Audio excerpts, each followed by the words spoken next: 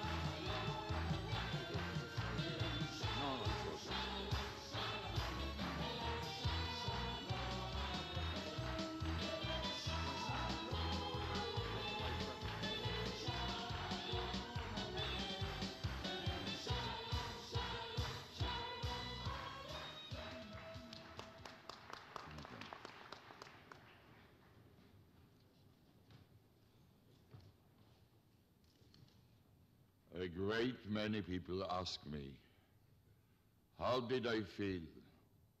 What did I think when I shook Arafat's hand? Mr. Chairman, Mort, delegates of the Council of Jewish Federation, my Israeli colleagues, the representatives to North America, ambassadors, the consul generals, and others, my brothers and sisters to the Jewish people. While I tend to keep my feelings to myself regarding those moments in Washington, I will share an experience that took place at the time of that momentous occasion. On the day prior to my trip to Washington, I invited Smadar Haran to join me on my journey. Smadar Haran is a victim of terrorist attack that took place several years ago in northern Israel. Terrorists broke into her home in Nahariya, abducted her husband and her infant daughter. Smadar hid in the attic of her home with her second daughter close beside her, hearing the terrorist voices and the gunfire. Her young daughter could not contain a muffled cry in that hiding place just above the terrorist gunfire.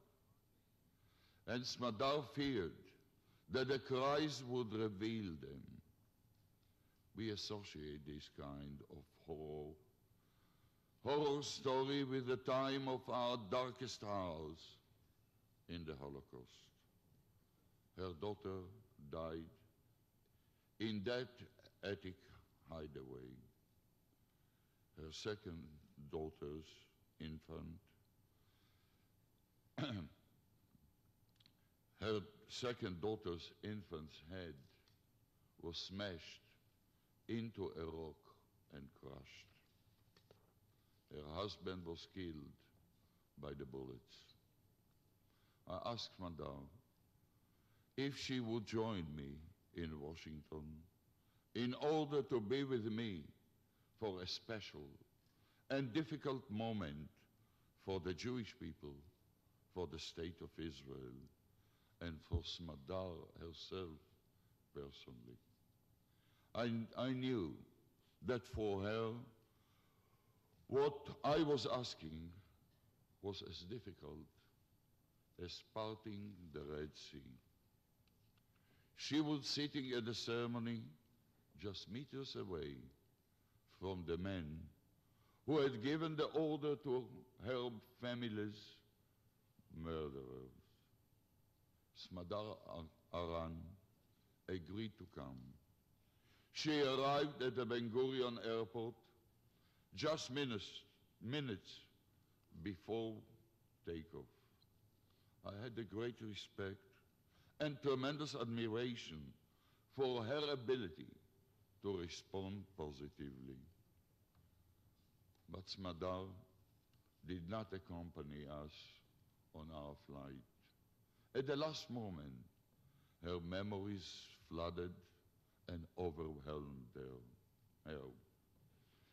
She wished us luck, blessed us for our decision to pursue peace with the Palestinians, said that she would pray for us and for us to return to Israel with peace. She said that she would support us publicly in every way she knew, that she would dream peace and scream peace, but she didn't come with us. I wouldn't be able to bear it, she told me, with her eyes filled with tears. I can't shake his hand, she added. But you, the Prime Minister, you are my messenger. I ask you to shake his hand on my behalf also. We parted. Our plane took off into the sky on its way to Washington. Smadar remained in Israel. From the airport, she traveled directly to the cemetery and laid olive branches on the graves of her husband, on the grave of her firstborn daughter, on the grave of her second daughter. I'm not saying that this is the reaction of all the victims of the terror in Israel, but many share with her. Dear friends, in my youth, I wanted to be a water engineer. Circumstances and the need of the Jewish people led me on the path that had me spend much of my life in dealing with the security of Israel. I was a soldier for 27 years. I commanded dozens, hundreds, thousands of soldiers. My life has held many experiences, both bitter and glorious. But as long as I live, I will never forget the rows of the bodies riddled by bullets, bodies that had been once my beloved friends, the brave fighters of the 4th Battalion of the brigade that I commanded near Kibbutz Kiryat Anavim in 1948. I remember the vehicles in flames on the road to Jerusalem at Bab el-Wad, whose drivers gave their life trying to break the siege of Jerusalem. Night after night, we buried our dead from the battle for Jerusalem. And at dawn, we returned to the fire that reduced our ranks further and further each day. Dear friends, you know as well as I do that the cost of wars and violence and terror was heavy and painful for us. From before 1948 till yesterday, thousands of our sons and daughters have fallen in the field of battles against Egypt, Syria, Jordan, Lebanon, and against the Palestinian terror organizations. Since the creation of the State of Israel, hardly a single day has passed in which parents did not say Kaddish over the graves of their children. We did not rejoice in battle. We want nothing to do with war. It was forced upon us by countries and by organizations that wanted, and by some which still want to destroy us. We ended every war as victors. We came out of every war wounded. There are no good wars. There are no joyous victories. Our wars did not end on the day of the ceasefires. The scars of war stay with us forever. This evening, we have with us Tami Arad. You heard her, one of the victims of the war. And next to her, her daughter Yuval, and members of her family, and those of Ron, her husband, who is now in his 7th year of imprisonment in Iranians pro-terrorist jail cell. Dear friends, let us join his family in prayer that he will return home soon. Allow me to remind you that still there are other MIS who have not yet returned to Israel. Over the years, we developed a special and unique military force, an armed forces that is one of a kind, that overtakes the enemy and destroys every obstacle in its path, but an army that has no hate in its heart. Even in the thick of battle, in the pilot's cockpit, in burning tanks, in battlefields, we dreamed of peace. One of our military musical ensembles came out with one of Israel's most beautiful and popular songs, Shir Shalom, the song of peace.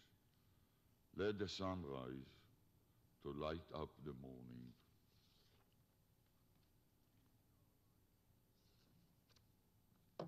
In our lives in the land of Israel, all our dreams, all our prayers were dominated by peace, in accordance with the biblical command, seek peace and pursue it. I know that all of you, or most of you, watched that ceremony on the White House lawns with mixed emotion, many of you with grinding your teeth. I knew, as you knew, that the hand outstretched to me from the far side of the podium was the same hand that held the knife, that held the gun, the hand that gave the order to shoot, to kill. Of all the hands in the world, it was not the hand that I wanted or dreamt of touching. But it was not Yitzchak Rabin on that podium, the private citizen who lives in the Rav Ashi Street in Tel Aviv. It was not the father of Dalia and Yuval, who both completed their military service, or the grandfather of a soldier, paratrooper today, Yonatan, a grandfather that doesn't sleep too well at night and worries like all parents and grandparents in Israel. And in my responsibility as Prime Minister and Minister of Defense, I'm the father and the grandfather of all of them. I would have liked to sign a peace agreement with Holland or Luxembourg or with New Zealand, but there was no need to. That is why on that podium, on that world stage, I stood as a representative of a nation, as a emissary of a state that wants peace, with the most bitter and odious of its foes, a state that is willing to give peace a chance. As I have said, there is no need to make peace with friends. Peace has to be made with enemies, sometimes with very bitter enemies. Dear friend, the world is changing dramatically before our eyes. The globes and the atlases in your homes are almost archaeological findings. Your geography books are about to become collector's items. The most likely events are folding before our very eyes. Ideologies that move hundreds of millions vanished without trace. Ideas which brought about the death of millions died themselves overnight. Borders were erased or were removed. New states came into being. Others fell. Heads of state left center stage while new leaders arose. Almost every day in recent years is more dramatic than the one before it. The Great Revolution in Moscow and in Berlin, in Kiev, in Johannesburg, in Bucharest and in Tirana, is reaching Jerusalem, Tel Aviv, Beersheba and Tiberias. We are undergoing the revolution of peace. After this revolution, if and when it succeeds, we will find ourselves in another world, a world with new definitions, different concepts. Our lives will change, the economy will change, cultural life will change, the whole country will be changed. There is one area in which there will be no change, no difference what will happen. In the most important area of all, the security of Israel and the security of Israelis. We believe that most of the Palestinians want peace, that the Jordanians want peace, that the Syrians want peace, and the Lebanese too. But we put our trust in no one but ourselves.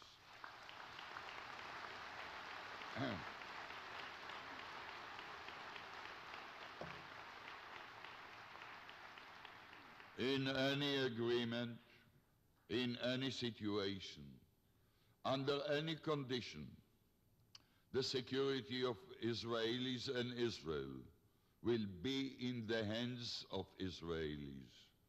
While we yearn for peace, our security comes first. Security for Israel, for every Israeli, for every Jew, no matter where they live.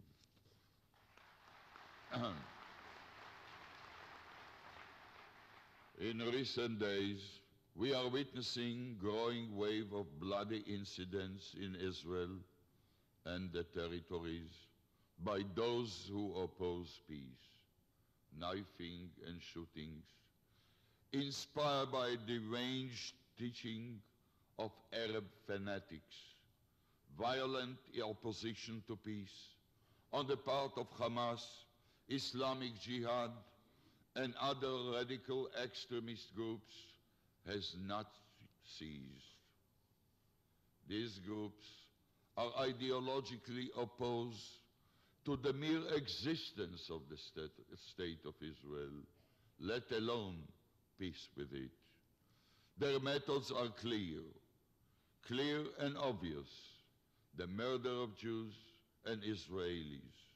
But the wave of extremism is aimed not only at Israel, but at the entire free world. As our recent history teaches, what begins as a threat to the Jews is soon a menace to the entire world. It is but a short step between knifing in Jerusalem and bombing the World Trade Center in New York. All of these incidents the pattern of our position in the coming years. On one hand, one hand will outstretch in peace. The other will be keep poised on the trigger. We will live in peace and not with illusion. The danger has not passed. The hand of peace will in time of need pull that trigger. There will be no change whatsoever in another matter, one that is the very heart of the Jewish people and its very soul, Jerusalem.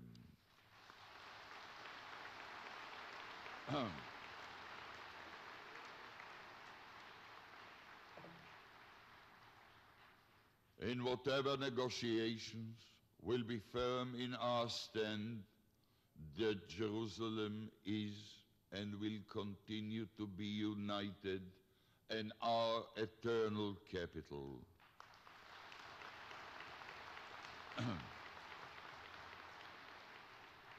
From our perspective, Jerusalem of gold, of copper, of light is ours.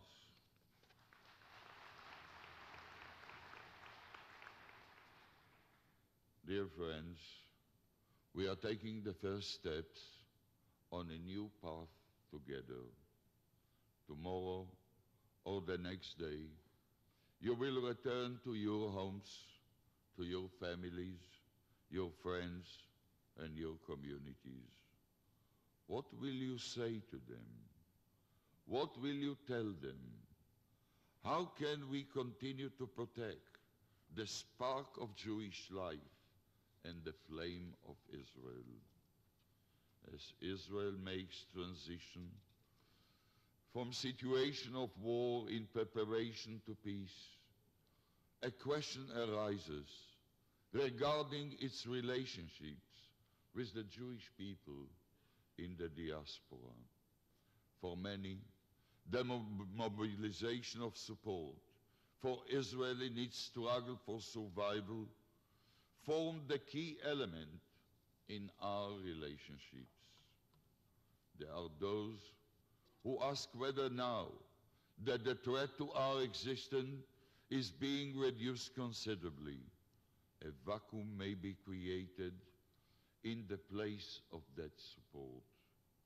Progress towards peace has been made, and along a difficult peace negotiations still await. We should be preparing now for the day in which new issues will occupy our hearts and minds, because our support for Israel and our identification with Israel is based more on the external threat to Israel. It is for that day that is approaching that we should be thinking of a new agenda. I propose that we create this new agenda together, a new agenda for the Jewish people in the diaspora and for the state of Israel. We are one, whether we are in Montreal or in Jerusalem, Miami, Chicago, Ramat Gan, or Netanya. We are one people, separated only by our addresses. What will the items on this new agenda of ours be? Israel has yet to free itself from the cycle of war, but can already envision peace at its doorstep. To this day, we have stood together. We have fought our battles together. We fought, and you also fought. From now on, let us act not only as fighters, but as partners. Partners in the vision of peace, in the building the economy, the society, culture, education. Partners in the great success story that is Israel. Tonight, I extend the invitation to each and every one of you to become an active player in that success story, to prosper in our prosperity, to flourish through the development of our industries, our vital and dynamic society. We are a land flowing with milk, honey, and microchips. We welcome your investment, and you are welcome to the dividends. The prospects of peace has opened the whole world to us. From Jakarta to Qatar, from China to Tunisia. In the past year, world's largest multinational companies have approached us, all wanting to invest in our most plentiful resource, the Jewish mind.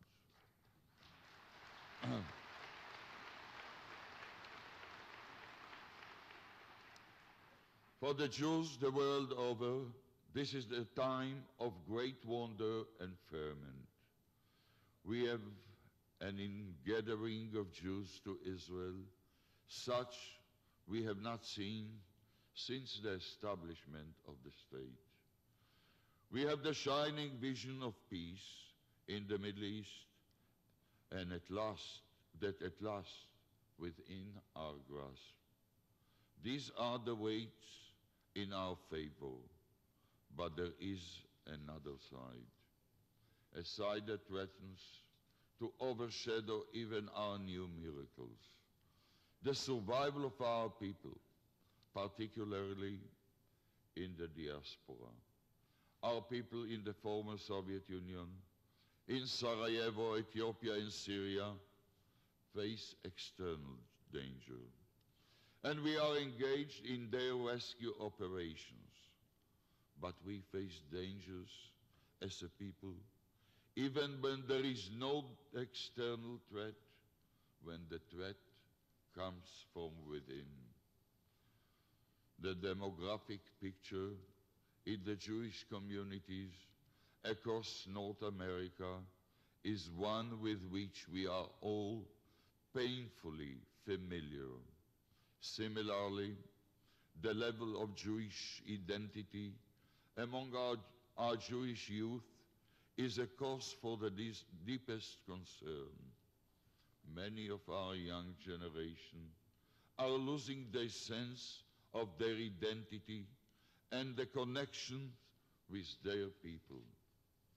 This is a generation that did not know the Holocaust, a generation that takes the state of Israel for granted. We might lose our young people, and there is only way to face this attrition, profound, indelible Jewish education coupled with Israel experience. And Israel experience should be part of the upbringing of every young Jew, a rite of passage. We can bring tens of thousands of our youth to Israel through joint efforts of the Jewish community and Israel. By bringing Jewish youth to Israel, we achieve two essential objectives. We strengthen their Jewish identity and ties to Israel, while simultaneously helping our Israeli youth to intensify their ties with the Jews of the diaspora and their understanding the concept of Am Israel. We of course also view this as an opportunity for the diaspora Jews to see Israel as a place where they can build their own lives, to make Aliyah.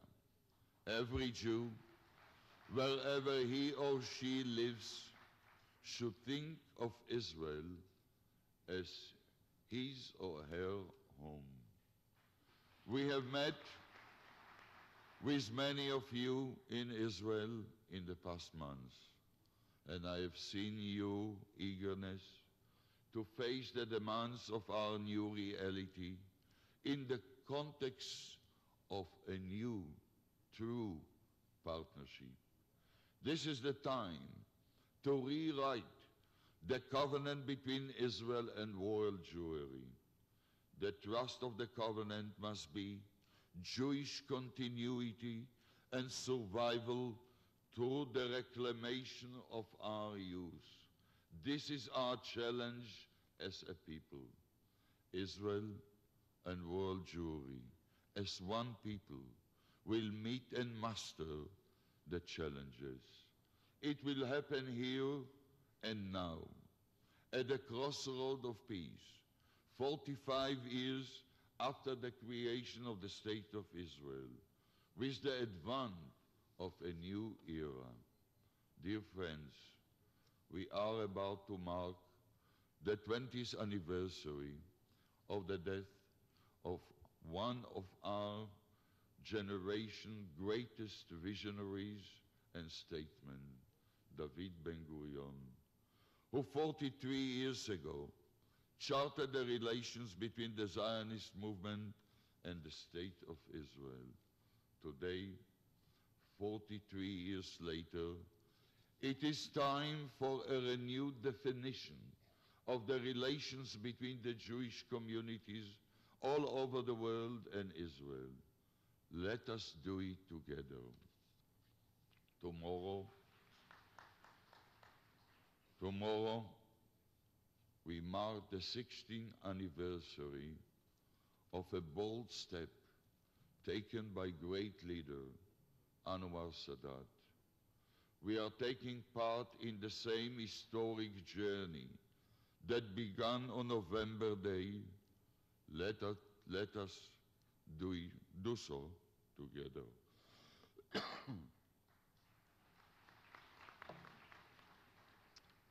My brothers and sisters of the Jewish people, your eyes bear witness to events can only be described as historic.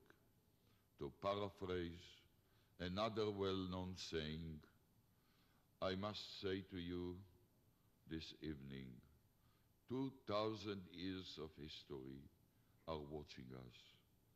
May we be worthy of that, of the heritage of Judaism and of our people. As you return to your homes and your community, remember this alone. We are the children of Abraham, Isaac, and Jacob, descended of an ancient nation, children of a people that provided the moral values and culture for the entire world, a people that has known tragedy unique to the history of mankind, a people that has brought about miracles, a people that has known the depths of despair and the highest spiritual upliftment, a people whose history is the history of the world itself, children of people, a people that knows how to fight and how to make peace. Go in peace, return to your homes in peace, and bring with you the ancient Jewish blessing. Sim shalom tova ubracha, chaim chen vechesed verachamim, aleinu ve'al Israel amcha. Thank you very much.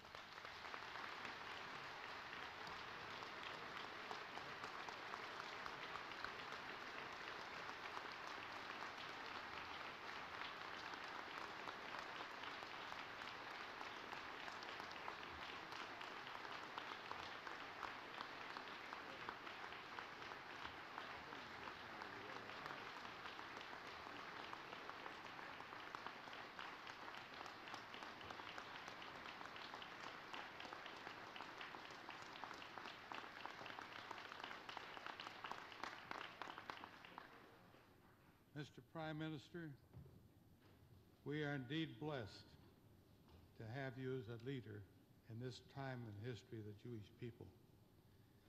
Your pursuit of peace, I think, will be a success. But through your courage and leadership on the battlefield and the rooms filled with diplomats, you have already earned your position among the first rank of Jewish leaders. But on September 13th, you ascended to a special place reserved for those with a vision that look back over Jewish existence, at the same time foresee the life of Jewish generations to come. On that day in the White House lawn, which I think none of us will ever forget, the entire world heard you say, "No more wars." You had that Jewish future very much in mind. But your courage to take the risks required for peace, by your daring to realize that peace does not come easily, but that must come, you make possible a future hope for a dream to be realized. Every weekday, it is said in the synagogue, sound the great shofar for our freedom and extend a banner to gather our exiles from the four corners of the earth. It is only appropriate that on behalf of the CJF, will you come forward, Mr. Prime Minister? I present to you the shofar of freedom as a symbol of the exiles that you have already been ingathered and the multitudes that will thrive in the future to an Israel living in peace. The inscription received, presented to Prime Minister Yitzchak Rabin, a man of strength and a man of peace, on the occasion of your address to the 67th General Assembly of the Council of Jewish Federations in Montreal, Canada, November 18, 1993. From Charles Goodman, President, and Marty Carr, Executive Vice President. Thank you and shalom.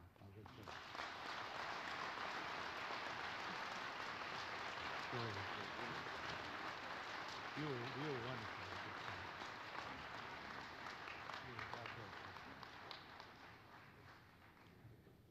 Thank you so much, Max.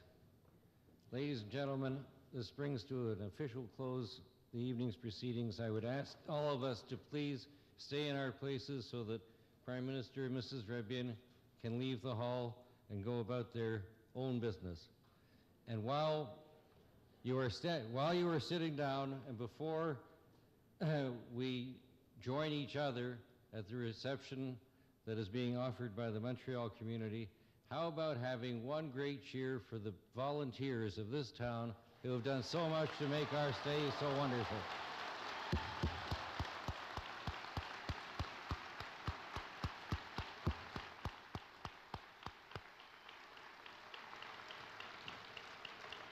We thank you for your kind attention. Prime Minister and Mrs. Rabin, thank you so very, very much. And thank you, sir, for your inspired remarks.